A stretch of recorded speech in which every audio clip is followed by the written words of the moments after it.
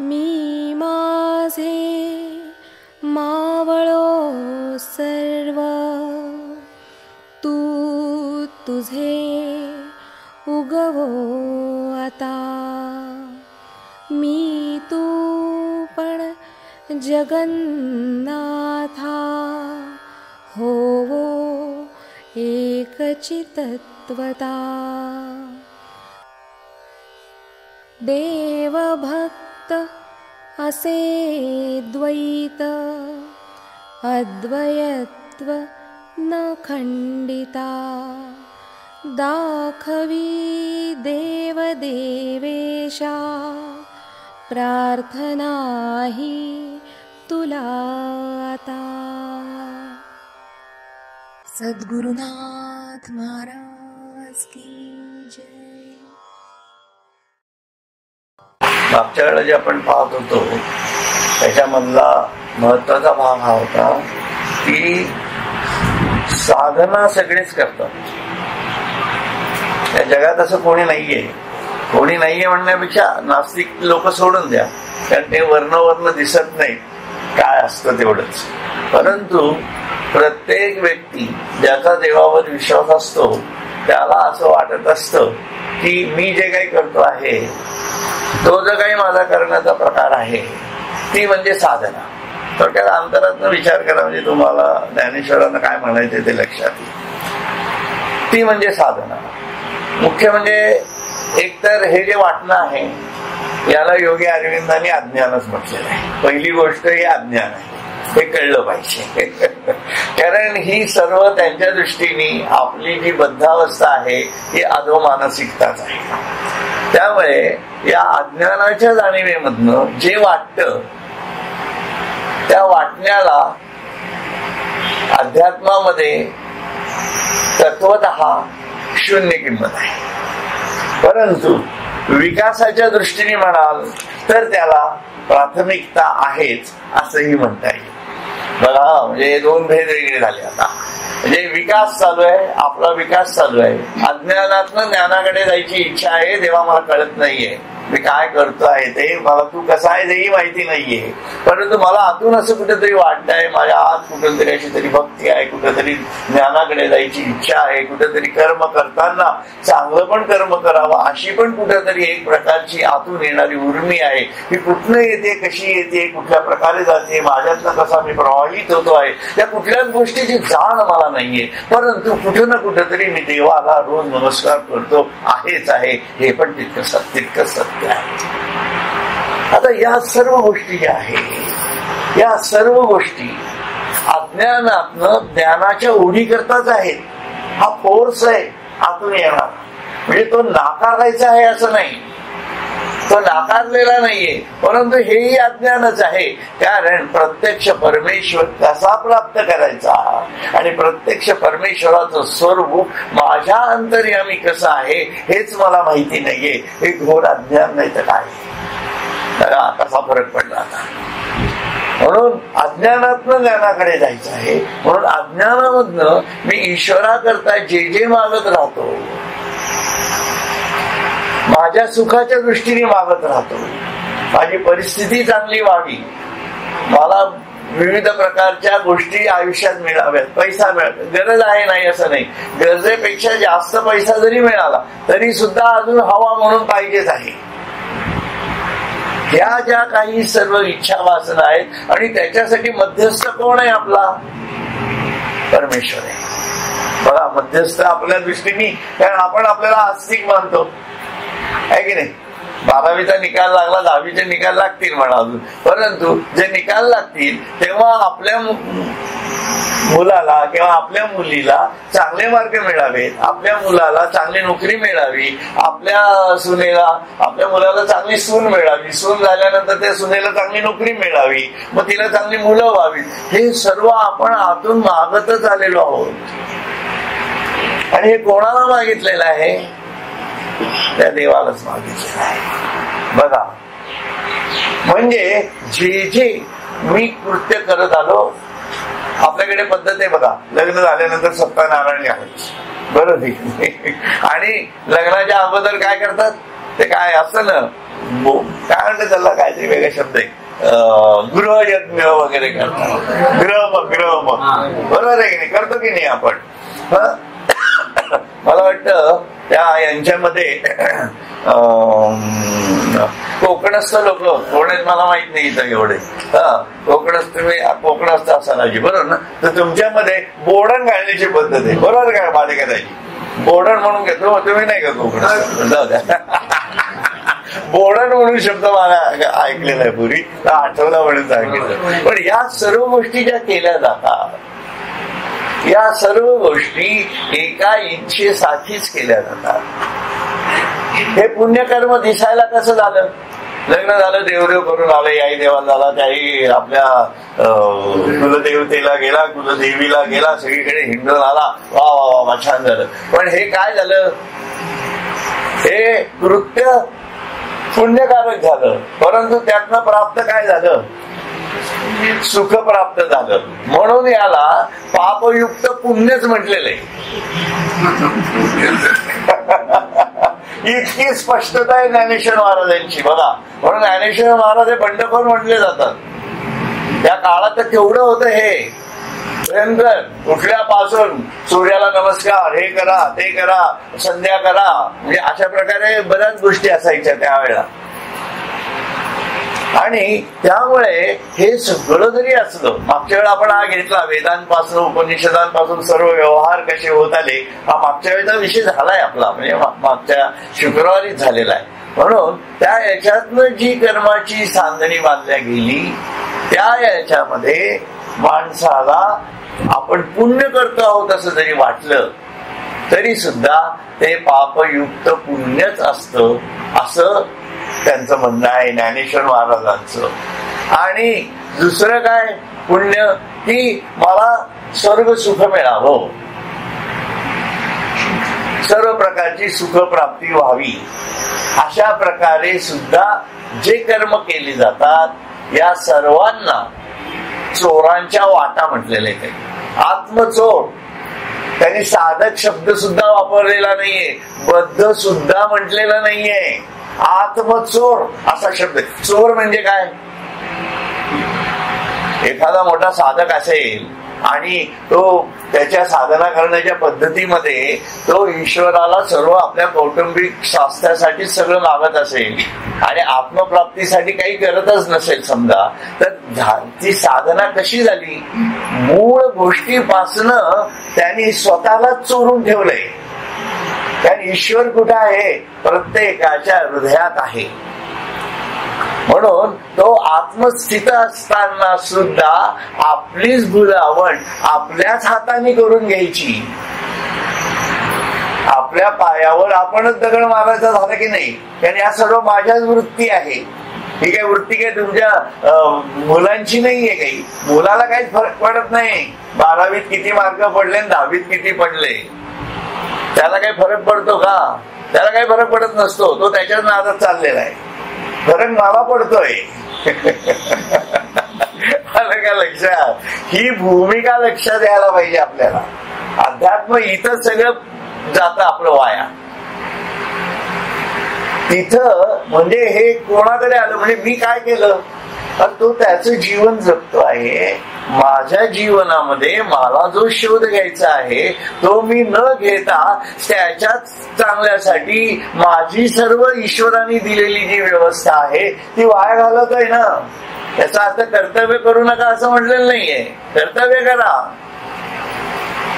समोरच्या व्यक्तीचं काय असेल ते करायला काही हरकत नाहीये, परंतु कर्तव्याधिष्ठितच करायचं. पुढे उद्या कोण त्याचं नशीब हे ठरलेलं आहे. बायकांना तर किती अनुभव आहेत, बरोबर आहे की नाही. कर्तव्यापुरतं बापाने लग्न लावून दिलं, दोन तुझा नवरा घाल गोंधळ तिकडं, आता येऊ पण नको. पूर्वी तर घरात सुद्धा घेत नव्हते. आता किमान काही वडील चांगले असतात ते मुलीला म्हणतात, ते हल्ली सुधारणा आहे त्याच्यात. परंतु सांगण्याचा हेतू काय आहे की हे इतकं गणित आहे आणि हे व्यवहारात आणलं की कडवटपणा सुरू होतो सर. बघा, नवऱ्याला बायकोची कर्तव्य करावीशी वाटत नाही, बायकोला नवऱ्याची कर्तव्य करायची वाटत नाही. म्हणजे त्यांना जे काही कर्तव्याचा मापदंड दिलेला आहे ज्याच्या त्याच्या जागेवर. मुलांना आई वडिलांचं ऐकायचं नसतं आणि कर्तव्य काय सांगतं, हे तर वडील जे म्हणती त्याशी धर्म ऐसे नाव ठेवी असं. आणि आई वडिलांचंच ऐकायचं नाही. मग मला सांगा, मुलांनी मुलांची कर्तव्य पार पाडली का? बरोबर आहे. आणि प्राप्तीची षोडशे वर्षे पुत्र मित्रवत आचरेत, हे वडिलांना सांगितलेलं तत्वज्ञान आहे. पण वागतो बाप मुलाशी तसा मित्रासारखा वागत नाही तो. मग मुलं बाहेर जाऊन दारू पितात आणि बाप त्याच्या मित्रांबरोबर जाऊन दारू पितात. हे गणित आहेत. ऐकायला खूप अवघड वाटतंय, परंतु मुलगा दारू प्यायला लागला की बापाला खूप दुःख वाटतं. अरे अरे तू मित्रासारखा वाघ बस की त्याच्या बरोबर, काय फरक पडतोय? वनावं झालं कारण सगळंच अज्ञान आहे. लक्षात घ्या, सर्व अज्ञान आहे. बापही अज्ञानी आहे, पोरगा पण अज्ञानी आहे, कारण दोघांनाही आत्म्याची जाणीव नाहीये. ही वस्तुस्थिती आहे. आणि दोघांचंही प्राप्तव्य ते नाहीये. बापाला पण आत्मज्ञान प्राप्त करायचं नाहीये, मुलाला तर काहीच नाही माहिती त्याचं. मग कसं व्हायचंय? मग यांनी त्याला बोलायचं काय, त्यांनी यांना बोलायचं काय? हे गोंधळे होणारच आहेत सर्वत्र. घरामध्ये सुसंवाद येणार आहे कसा? कारण दोघांच्या कुठं ना कुठं तरी स्वातंत्र्याच्या संकल्पना एकमेकाच्या परिघाचा विच्छेद करून एकमेकात गुंतल्या जातात आणि दोघंही बर्बाद होतात. हे त्याची कारण आहे. या प्रकारे आपल्याला जे घडत जात आहे त्या प्रत्येक घडण्याच्या दृष्टिकोनातनं प्रत्येक व्यक्तीने आत्म्यापासून स्वतःला अलिप्त ठेवलं की तो आत्मचोर झाला समजायचा. आपण साधक कसले, आपल्याला त्यांनी आत्मचोर म्हटलेलं आहे. म्हणून अहम आत्मा कधीही विसरलो नाही. म्हणून आत्म्याच्या जाणीवेनी जगायला सांगितलेलं आहे, जीवात्म्याच्या जाणीवेनी जगायला सांगितलेलं नाहीये.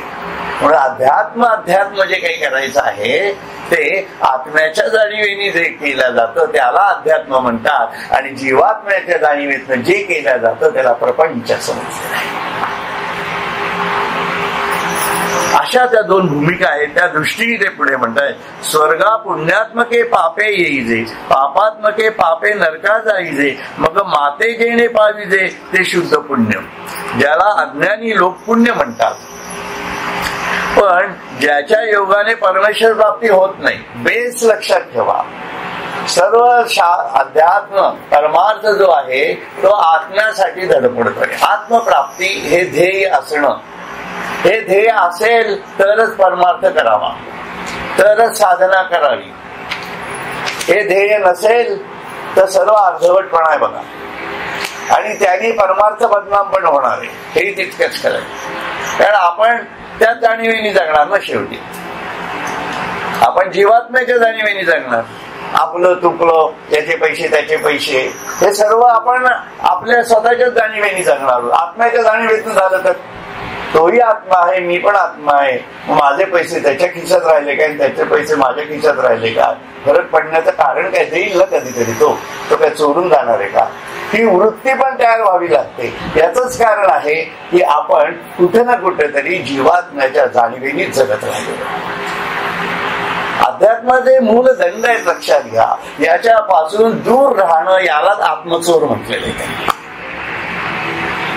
कारण आत्म्याच्या जाणीवेनी जगलं तर ऑटोमॅटिक तो हळूहळू विश्वात्म्याच्या भावनेत चालू जातो. गमागम संगमनादिशीर्न चिद्रूपदीपम तिमिरापहार पश्यामि ते रूपम जयांतरस्थम नमामि हंसम परमात्म रूपम. हे जे स्वरूप सांगितलेलं आहे, ही जी काही साधनेचं ध्येय दिलेलं आहे, हे साधनेचं ध्येय आहे. मग या ध्येयासाठी या जाणीवेत शिरता यायला पाहिजे ना कधी ना कधीतरी. आणि नुसतं एकदा शिरून चालणार नाहीये.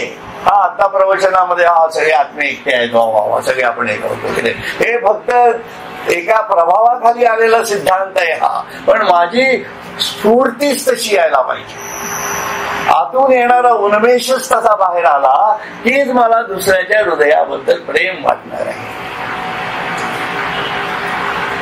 नाही तर कसं होतं ते मोटिवेशन ट्रेनिंग असतं बघा मॅनेजमेंटच्या लोकांचं किंवा कुठेही, की तुम्ही हे असं करायला पाहिजे, मग ते मोटिवेट होतात, हा नाही हेच करा करून धावत सुटतात सगळे. पण ते फक्त it's a very temporary phase. काही कारणास्तव काही कार्यापुरती मर्यादित अशी ती फेज आहे. परंतु आत्मज्ञान प्राप्ती ही मोटिवेशन आतूनच यावं लागतं. म्हणूनच त्याला दिव्योन्मेष म्हटलेलं आहे. ही आतली जाणीव. बाहेरून कोणीतरी फोर्स केलं, मला गुरुने अनुग्रह दिला, झालं चला आता मी झालं देवीश्वर प्राप्ती होणार, काय होत नाही. लक्षात घ्या, 10 दिवसानंतर परत घरात जातो, परत सिनेमा बघायला लागतो, पुन्हा सगळ्या गोष्टी सुरू होतात. काय अर्थ नाही त्या अध्यात्माला. कितीही मोठा गुरु असला तरी काही फरक पडत नाही. त्यामुळे या जाणीवा अशा प्रकारे जाणवा लागतात, कारण ही आतूनच ओढ लागते की मला आत्मज्ञान करायचं आहे. म्हणून साधकालाच त्यांनी म्हटलेलं आहे बघा, एवढी सगळी कुठल्या 9व्या अध्यायात सांगतायत ते, म्हणजे 7व्या अध्यायापर्यंत 9वा म्हणजे बरोबर निम्म्या अध्यायावर आलेलं आहेत. आता गणित निम्म्या अध्यायापर्यंत कृष्णाने अर्जुनाला आणून ठेवलेलं आहे.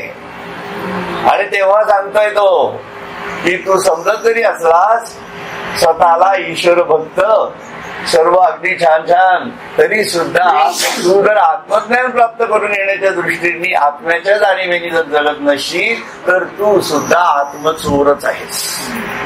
इतकं स्पष्टता आहे कृष्णाची. आणि बुद्धीला पटलं पाहिजे. म्हणून मागच्या वेळेला मी हेच सांगितलं की ज्ञानेश्वरी ही बुद्धीने चालणारी गोष्ट आहे, म्हणून त्याचं नावच ज्ञानेश्वरी आहे. लक्षात घ्या.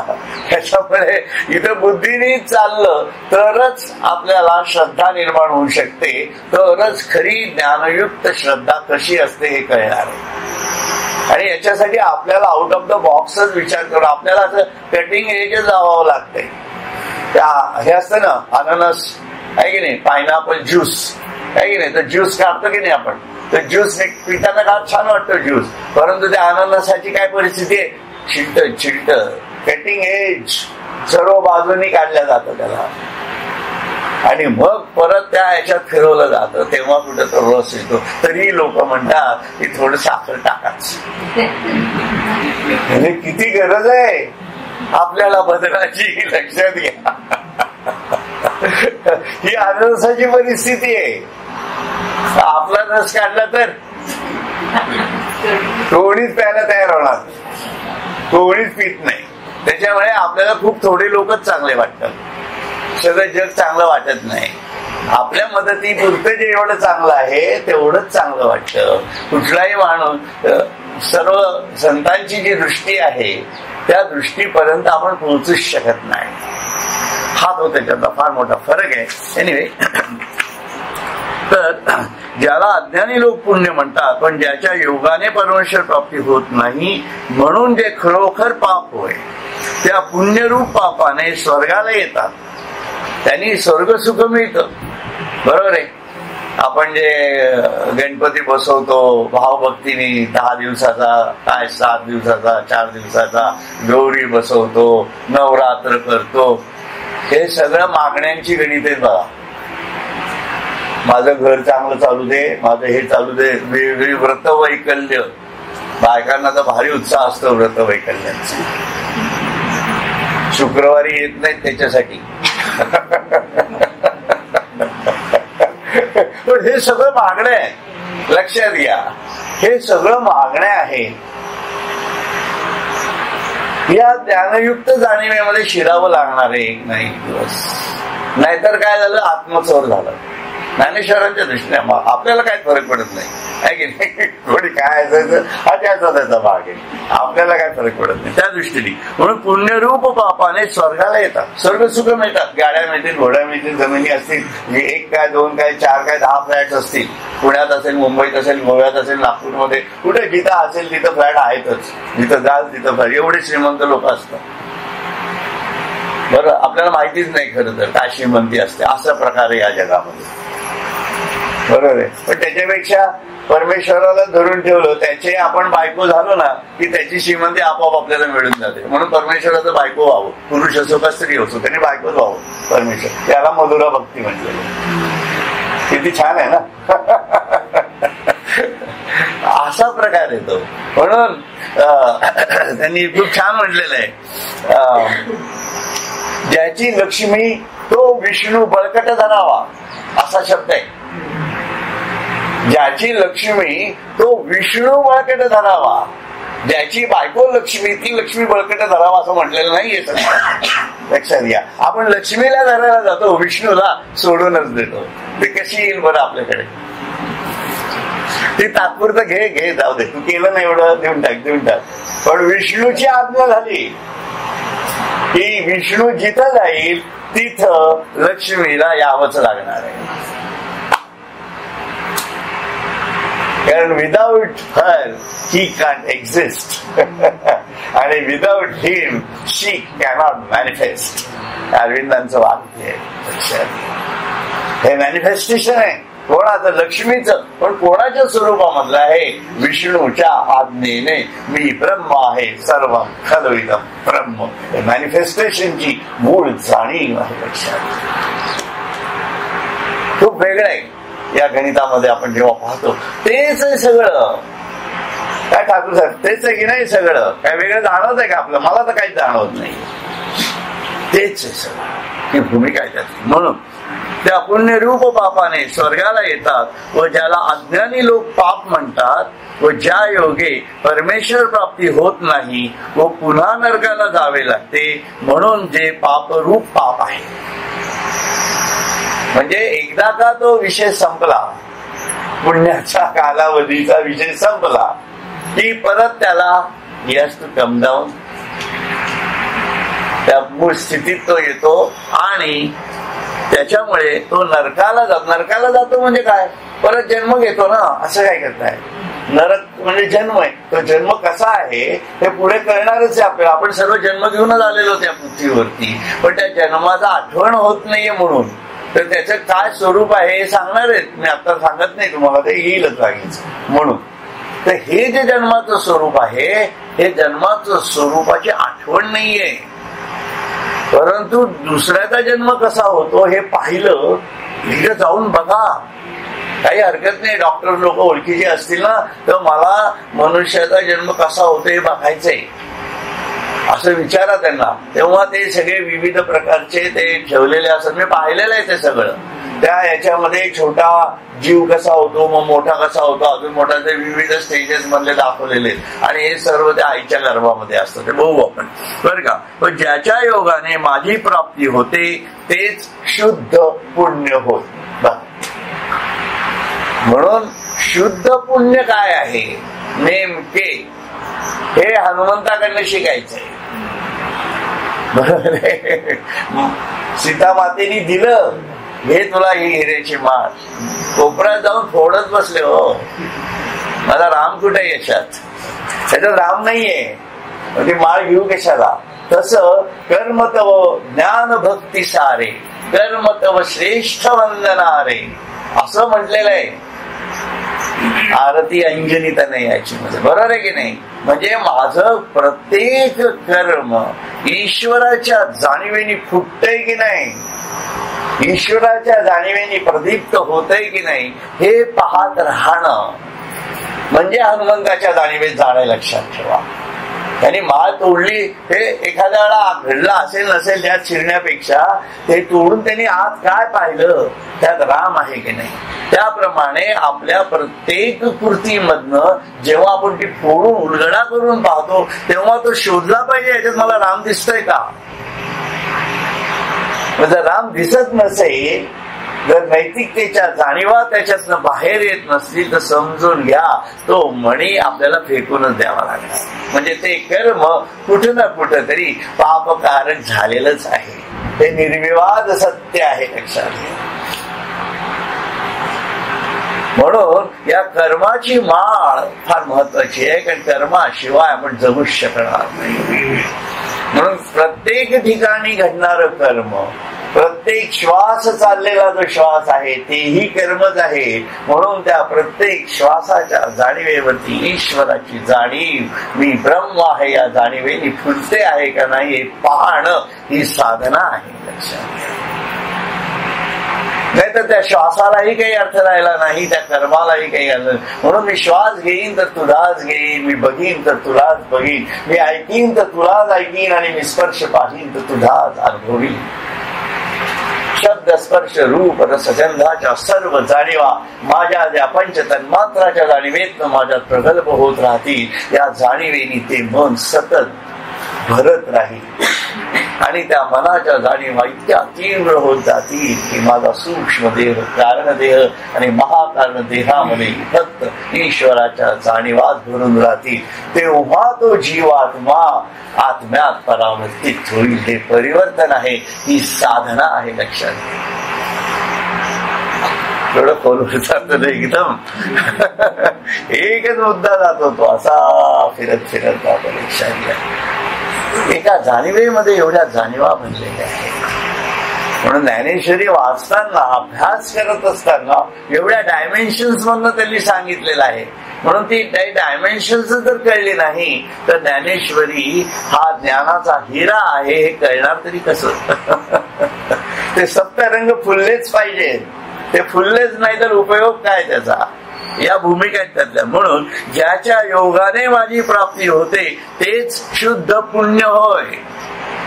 आणि परत कर्माला लावलेले, कारण मी आतापर्यंत सर्व कर्म करत आलेलो आहे, त्यातच भक्ती येणार आहे.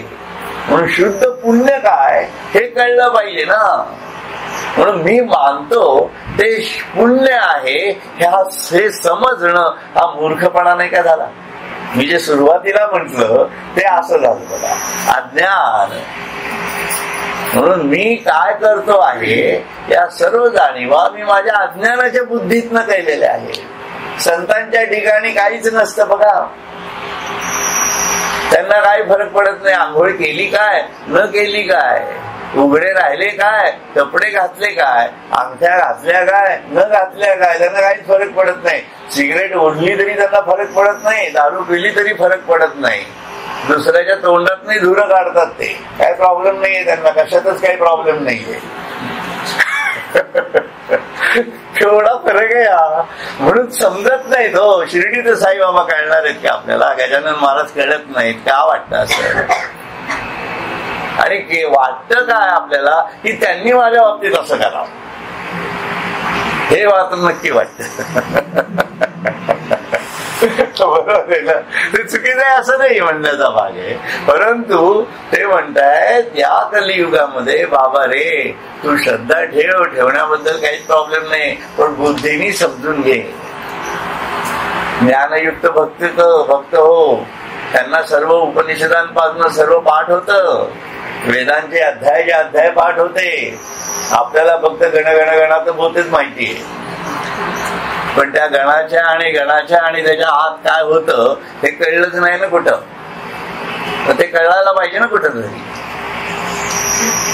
साईबाबांची गोष्ट माहिती आहे तुम्हाला?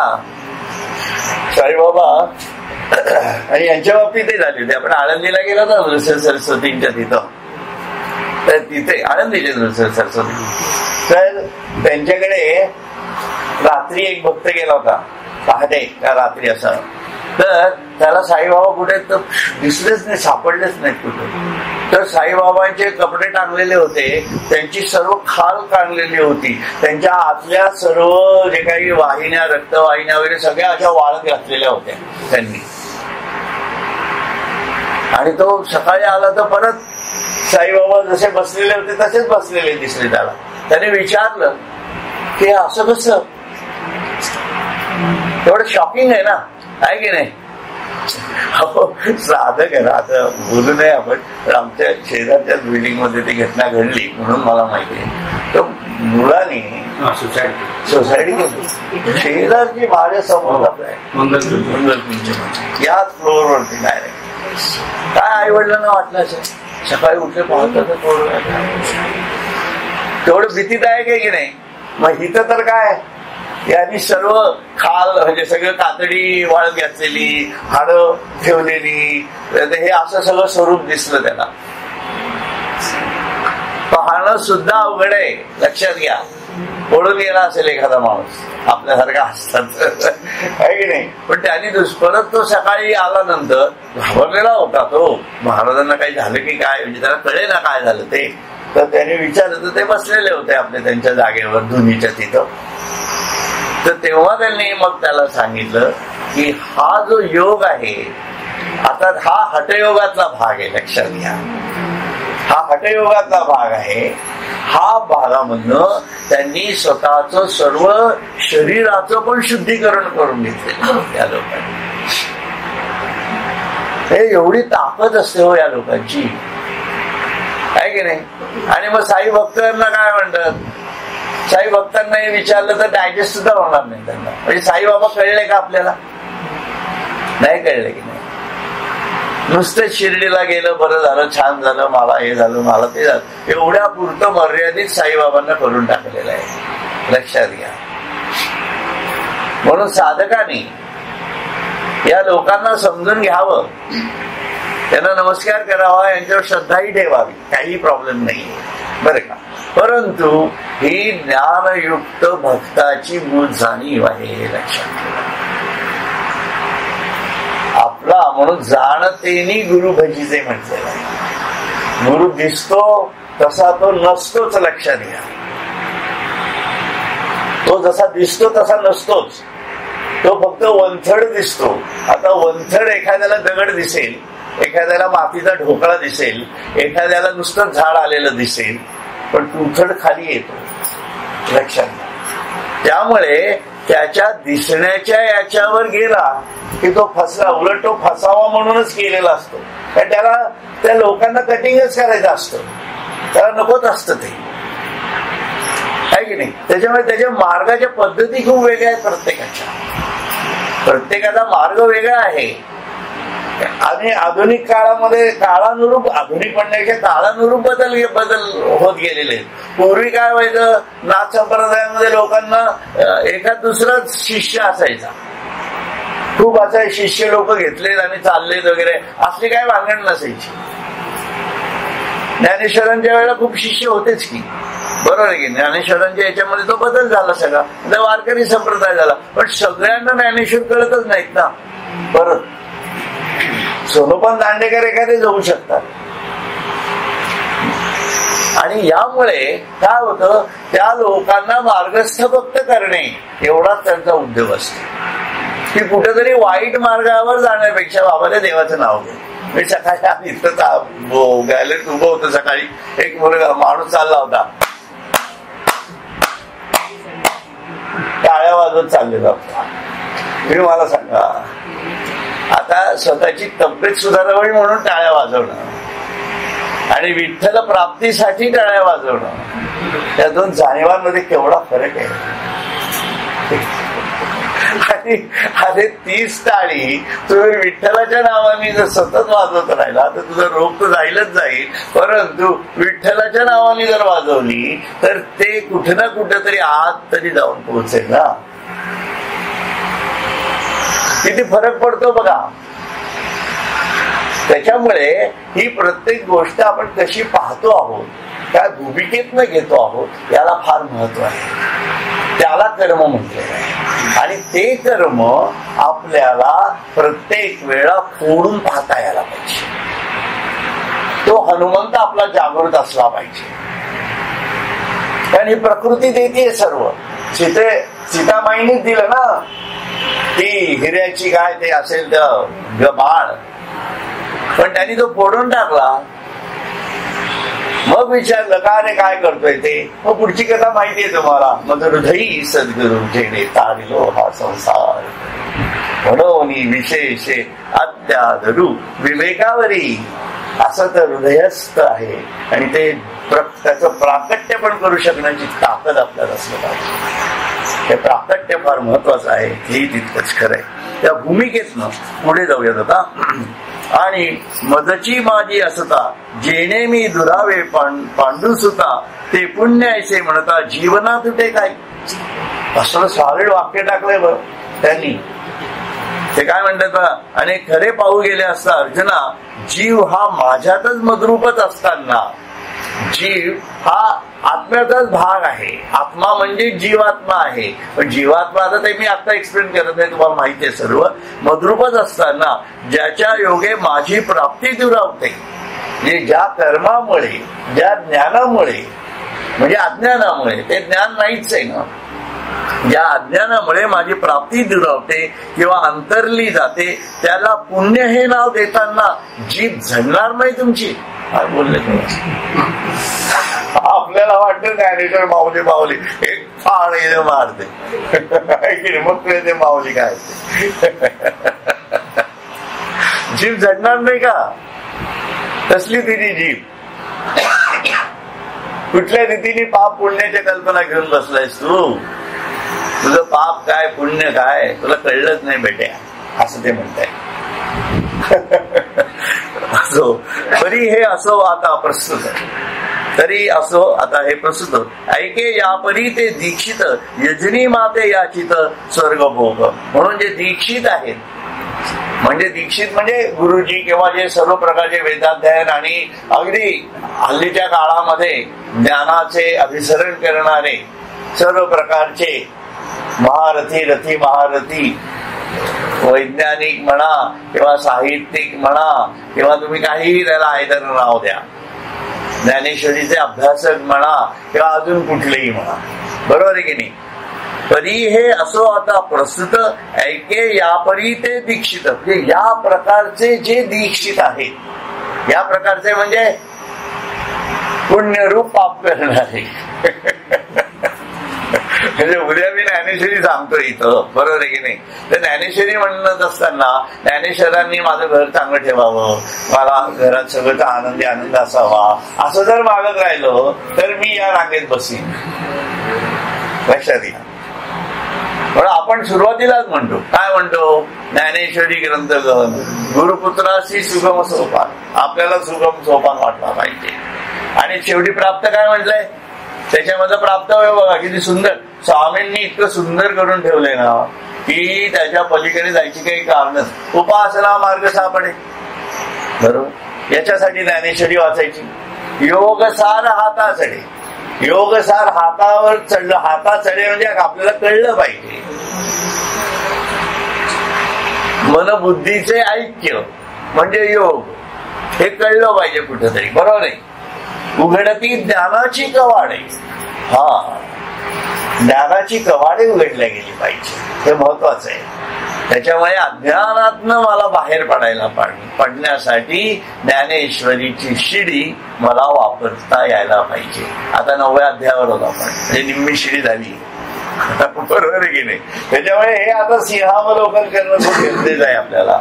उघडती ज्ञानाची कवाडे सहज घडे निष्काम कर्म. हे सहज घडलं पाहिजे. आता म्हणजे पुढचे 9 ते 18 अध्यायापर्यंत आपल्याला येथून पुढचं कर्म जे निष्काम कर्म घडलं ना, तर धरून चला पुढच्या वर्षभरानंतर काय घडणार आहे ते वर्षभरात संपेल ना. अजून ज्ञानेश्वरी आपली या स्पीडने का होईना, काय जे होईल ते वर्ष सव्वा वर्ष जाईल समजा अजून, बरोबर आहे. आणि त्यांनी काय होईल? सहजकडे निष्काम कर्म हो नि अंतरंगाधिकार. आपल्याला पुढे कुठे जायचंय? हो नि अंतरंग अधिकारी. स्वामींचे शब्द आहेत, माझे शब्द नाही वाचत आहे मी, तुम्हाला लक्षात घ्या. आणि हा अहंकार नाहीये, ही आपली अभिप्सा असली पाहिजे. मी ज्ञानेश्वरी ऐकतो इतके वर्ष, काय मला मिळालं? मी एवढा अभ्यास केला, मला काय मिळालंय? अहंकाराने नाही पण स्वाभिमानाने. आणि ते कृपा केल्याशिवाय राहणार नाही, हेही सत्य घ्या. कारण हे गुरुवचन आहे, लक्षात घ्या. ते म्हणतायत काय? हो नि अंतरंगाधिकारी भावे अवलोकिता ज्ञानेश्वरी. इतक्या भावपूर्ण जाणीवेत ना ज्ञानेश्वरी म्हणजे माझी जणू माता आहे, माऊली आहे. ज्ञानेश्वर स्वतः आहेत, भगवान श्रीकृष्ण आहे. या भूमिकेतनं मला ते वाचतायला पाहिजे. साक्षात प्रकटे भगवान श्री हरी स्वये उद्धरी निज भक्ता. म्हणून निज भक्त होता यायला पाहिजे आपल्याला. पुढच्या आता जे झालं ते झालं, इतके दिवसांमध्ये, पण पुढच्या कालावधीमध्ये आपल्याला निजभक्ताच्या जाणीवेपर्यंत पोचता यायला पाहिजे. आणि मग काय होतो, नित्यांतरी ज्ञानदेव. त्याच्यासाठी काय करायला पाहिजे, नित्य अंतरी ज्ञानदेव मद हृदयी सद्गुरु इथे जाणीव आहे. लक्षात घ्या, सर्वाभूती भगवत भाव बघायला गमागमस्यम गमनारी शून्य. ही लोक आहेत ना, हे इतक्या लाईन मध्ये आहेत ना सर्व, ही आमचं कधी चुकतच नाही हो, कुठल्याही स्टेप्सच चुकत नाही. तुम्ही जेव्हा विश्वस्वरूपामध्ये जाता तेव्हा या जाणीवा यायलाच पाहिजे. अरविंदही तेच म्हणतात, तरच विश्वात येतात जाणारा. किती सुंदर आहे बघा. सर्वाभूती भगवत भाव देव भक्ता एकची ठाव. देव आणि भक्त, देव भक्त ऐसे करी. आपण म्हणतो ना, मी माझे मावळो सर्व तू तुझे उगवता. मी तू पण जगन्नाथा हो हो एकची तत्वतः. देव भक्त असे द्वैत अद्वयत्व न खंडिता. दाखवी देव देवेशा प्रार्थना ही तुला. ही प्रार्थना आहे त्या भूमिकेत. म्हणून देव भक्ता एकची ठाव. आणि हे काय करायचे, अपूर्व नवलाव अनुभवावा. हा अनुभव आपल्याला घेता यायला पाहिजे. आपण ज्ञानेश्वरी कशासाठी वाचतो, कशासाठी काय करतो आहोत, हे तर कळलं पाहिजे ना कुठे ना कुठेतरी. त्या काहीतरी मूर्खाचा बाजार चाललाय का काय सर्व, असं आपल्याला वाटलं पाहिजे कुठून तरी आतमध्ये. त्या भूमिकेतनं जेव्हा आपण अभ्यास करतो तेव्हा या सर्व गोष्टी अत्यंत महत्वाच्या ठरतात. तर इथे आपण आता थांबूयात. हरिओम तत्सत. हरिओम तत्सत. हरिओम तत्सत. सद्गुरुनाथ महाराज की जय. सद्गुरुनाथ महाराज की जय. सद्गुरु.